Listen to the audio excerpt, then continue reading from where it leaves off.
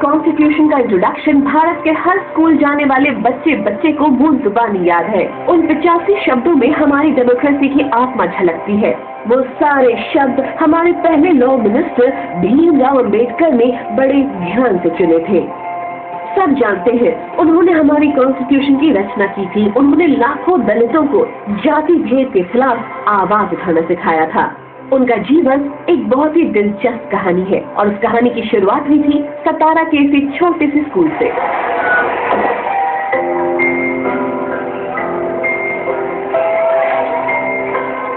1900 की बात है, जब हाथों में किताब लिए 9 वर्षीय भीम ने पहली बार महाराजा प्रताप सिंह हाई स्कूल में कदम रखा था।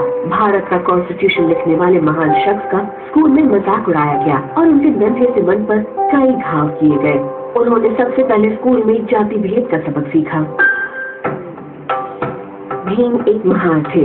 महार छूतों का वो दल था जिनका काम था मरे हुए गाय बैलों को गांव से दूर ले जाना। वो हिंदू समाज की सबसे निचली जाति मानी जाती थी।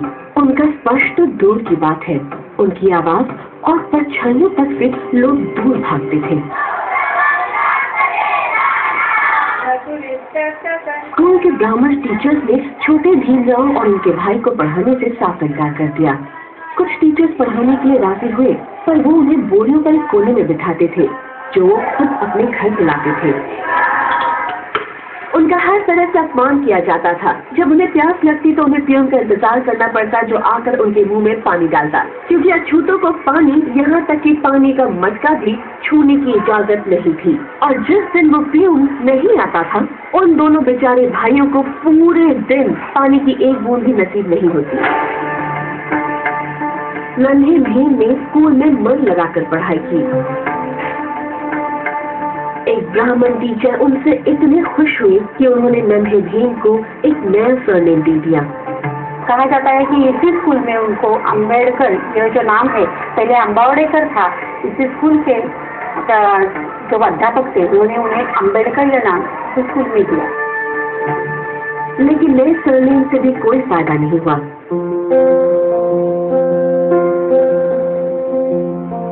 जब अंबेडकर जी का परिवार मुंबई आया तो फेमस एल्फिंस्टन हाई स्कूल में छोटे भीम को एडमिशन तो दिया, लेकिन संस्कृत सीखने की इजाजत नहीं दी। उनका मानना था कि अछूत के पढ़ने से महान वेद अपवित्र हो जाएंगे, इसलिए उन्हें मजबूरन पर्शियन भाषा सीखनी पड़ी। चाहे जिस रास्ते से भी जाओ, जाति भेद नामक राक्षस हर राह पर खड़ा है। इस राक्षस को मारे बिना ना राजनीति में सुधार आ सकता है और ना ही देश की उन्नति हो सकती है।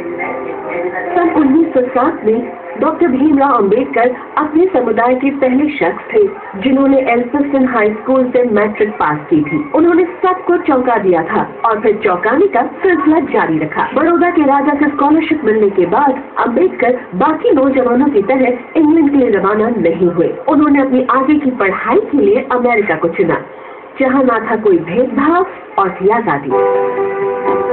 कोलंबिया यूनिवर्सिटी ने अंबेडकर जी को एक बिल्कुल नई दुनिया दिखाई, एक ऐसी दुनिया जिसमें कोई ऊंच नीच नहीं थी।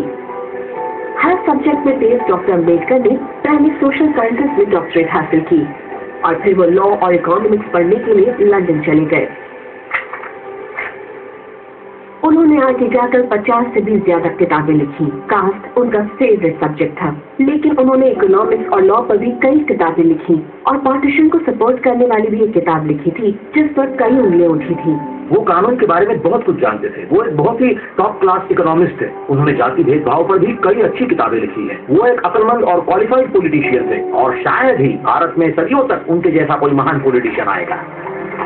Doctor Ambedkar, Maharaja is expecting you.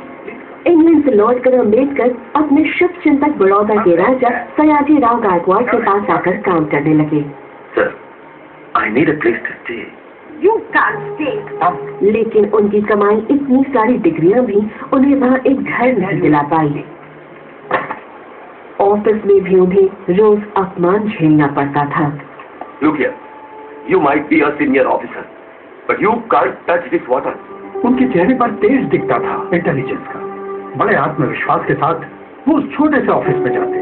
उनके साथ काम करने वाले मामूली से क्लर्क्स थे, ऊंची जाति के।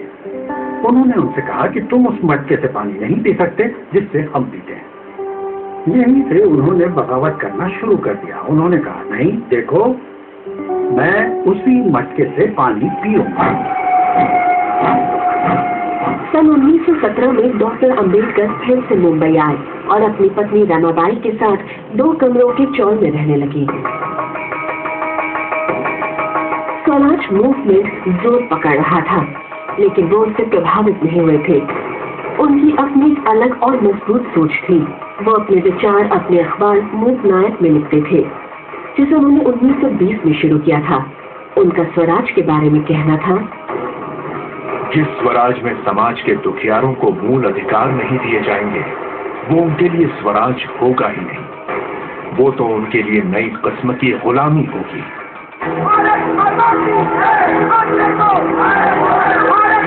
जब भारत का आजादी आंदोलन जोर पकड़ने लगा था, डॉक्टर अंबेडकर ने मुंबई के सिडनम कॉलेज में पॉलिटिकल इकोनॉमी पढ़ाना शुरू किया था। पहले उनसे दूर रहने वाले ब्राह्मण स्टूडेंट उनके लेक्चर सुनने के बाद जिंदगी भर के लिए उन्हें अपना गुरु मानने लगे।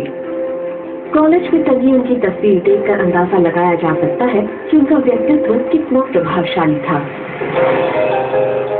1923 में अंबेडकर जी ने मुंबई हाई कोर्ट में अपनी लॉ प्रैक्टिस शुरू की थी, लेकिन बहुत अच्छे वकील होने के बावजूद उन्हें अछूत होने की वजह से ज्यादा केसेस नहीं मिलते थे।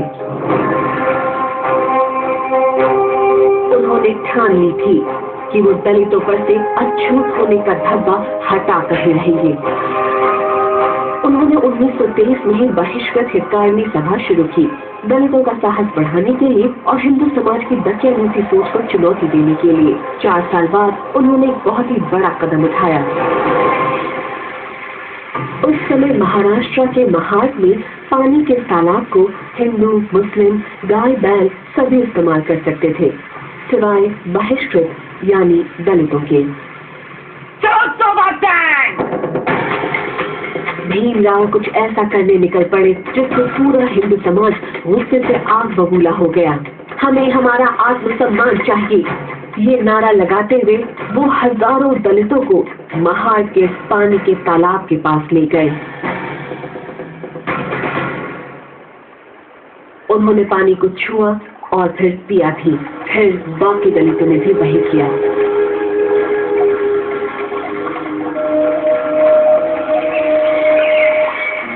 डॉक्टर अंबेडकर के इस कदम से मानो भूचाल आ गया था। आज 85 साल बाद उनके पोते प्रकाश उसी तालाब का पानी बिना किसी विरोध के पी सकते हैं। डॉक्टर अंबेडकर कितना महान काम कर गए हैं। उनका कहना था, बात सिर्फ पानी की नहीं है, बात इंसानियत की है, समानता की है। अछूत सचमुच अपने आप को बहुत ही गिरा हुआ समझने लगे थे और उन्हें गुलामी से बचाने के लिए उन लोगों का खुद के बारे में अच्छा सोचना बहुत ही जरूरी था। साथ ही उनका जागना भी जरूरी था। दादाजी कहते थे, पानी तो किसी से भी भेदभाव नहीं करता।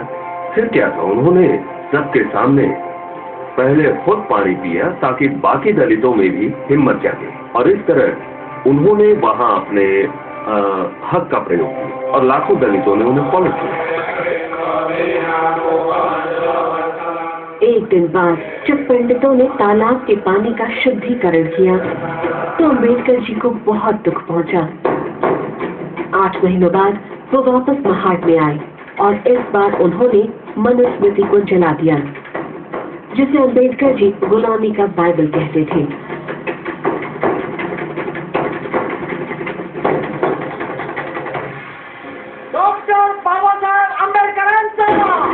अंबेडकर जी का भेदभाव मिटाओ आंदोलन तेजी से जोर पकड़ रहा था।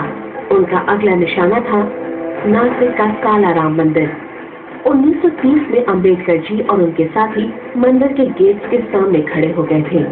उनकी मांग थी कि दलितों को भी मंदिर में प्रवेश मिलना चाहिए। उनके इस आंदोलन में दलितों पर बहुत लाठियां बरसाई गई। कई दलित बुरी तरह घायल हुए। इस घटना के बाद बाबा साहेब का हिंदुत्व से भरोसा बिल्कुल उठ गया। मैं हिंदू पैदा तो हुआ था, लेकिन मैं ये प्रण लेता हूं कि मैं मरते वक्त हिंदू नहीं रहूंगा। 20 साल बाद उन्होंने अपना ये प्रण पूरा किया।